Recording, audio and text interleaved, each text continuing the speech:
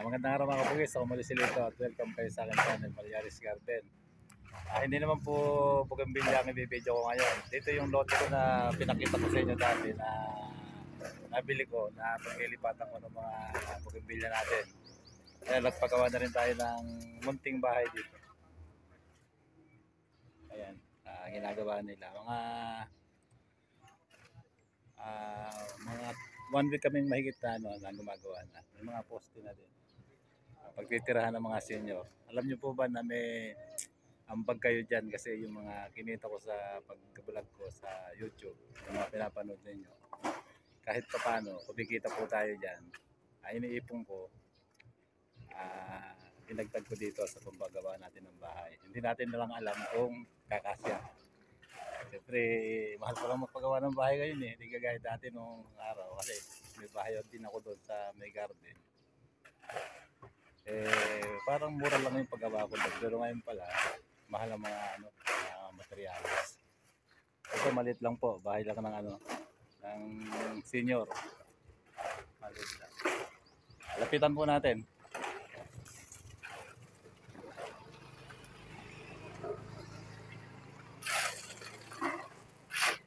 Nag-umpisa na ho kami mag-hollow block sa yun. Kasi nakaposte na kami.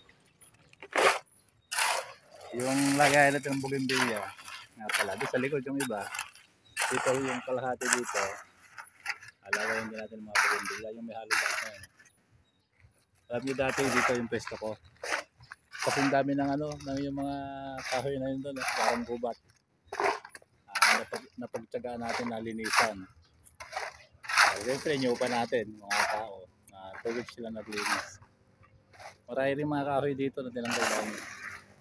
Pero hindi yung mga kahoy na mamahalin, yung mga tumutubo-tubo. Ito tayo dito, yung mga kasama ko, yung mga nagbubuhos sa'yo. Hindi ko na papangalanan, nakita natin yung kasama natin. Nagbubuhos sila ng yung paglalagyan ng hollow block. Kasi yung mga poste, nayari na namin kanina. May ambag kayo dyan, baka yung isang bakal dyan, yung mga ginanood sa akin. Naiambag nila yung isang bakal dyan. Kasi kahit nakakawa pa paano, may ambag kayo dito. Punta po tayo dito.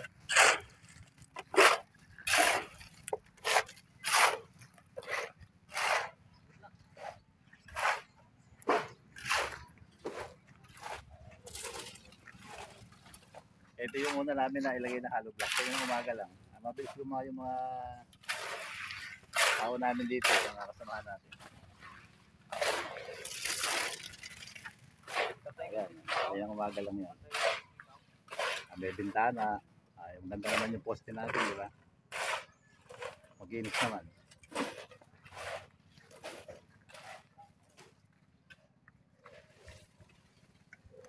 Nagpatayo rin tayo ng dito, ng gripo, yung pandilig. Kaya lang wala pang makina doon sa likod.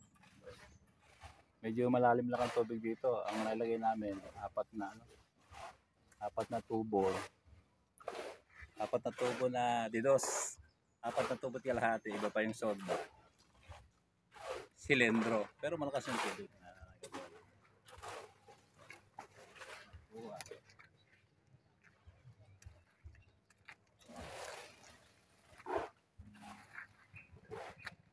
Dito po yung gabi na to, kwarto namin mag-asawa, pero pagka na kumpleto na, saka ko ipapakita na kumpleto na hollow blocks. Dito naman yung CR.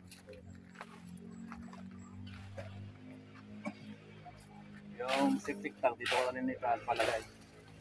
Tapahukay namin dito.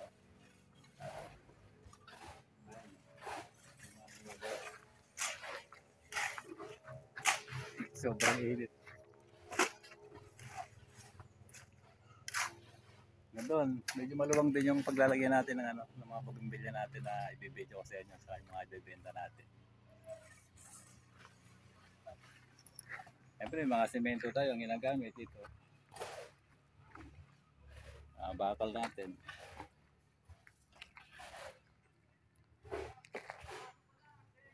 Pala yung pinagawa ko na gripo natin, silindro.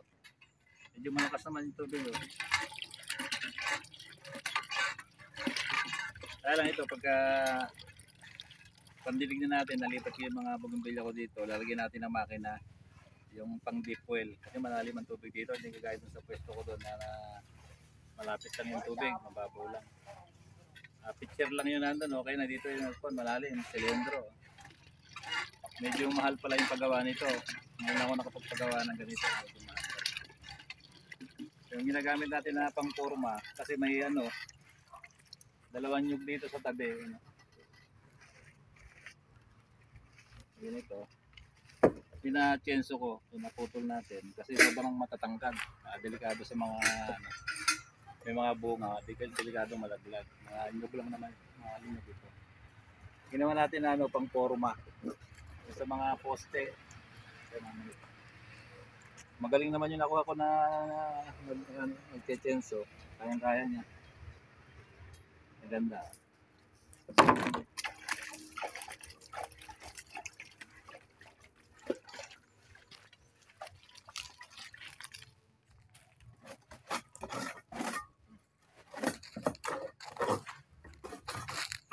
Alam niyo masarap pala yung ano nito, yung ubod. Diyan kinuha namin.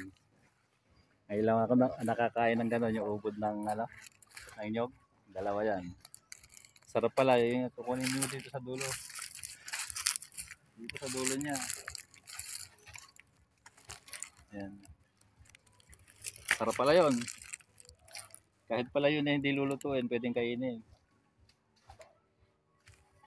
Ayun yung mga iba na yung mga nyog doon, marami na nakuha na yung matitigas na. Marami pa doon sa gilid. Diyan natin ilalagay yung ano, yung mga bougainvillea ko diyan sa likod na yan. Madamo lang talaga dati dito, masukal. Yan, ganyan yung linis namin diyan, no? Medyo kuan. Pero mas makipot ito sa pwesto ko, maliit lang ito. Yung pwesto ko kasi doon, malaki. Talagang maluwang kasi may mga iba-ibang halaman ako nilagay doon. Dito maliit lang ito. Hindi kakasya dito yung garden ko. Kaya mababawasan. Yung mga bougainvillea ko, ililipat ko lahat dito. May kubo na rin tayo dyan. Ayan o, tingnan nyo sa malayo yun. Pinapagawa nating bahay. May ambag kayo dyan. Sila natin alam kung ano. Kung magkano abutin, hindi natin alam kung mayayari ang matatapos sa budget natin. Baka mabitin. Kasi marami palang pagkakagastosan ito. Bibili ka pa ng kubo. Kasi mainit dito eh, walang pagpwestuhan. Kaya papakabit ka pa ng kuryente. Yung tubig natin, malinis. Dami palang pagkakagastosan dito. Pero kahit na mas maganda kung ano, sarili na namin ito. Hindi na kami nagre-rent. Ilang taon na kami nag-renton. 30 years na yata halos. Salamat doon sa pinagrenta namin. Napakabait yung pinagrenta namin doon. Kahit ano ang gawin namin, minsan hindi nakakabayad, minsan nakakabayad.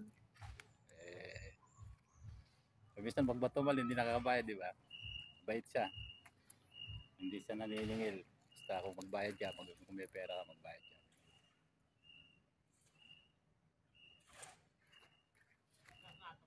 Lipat na ako dito lang kami sa Gayong, likod ng high school. Ito yung high school. May ibon pa, may humuhon.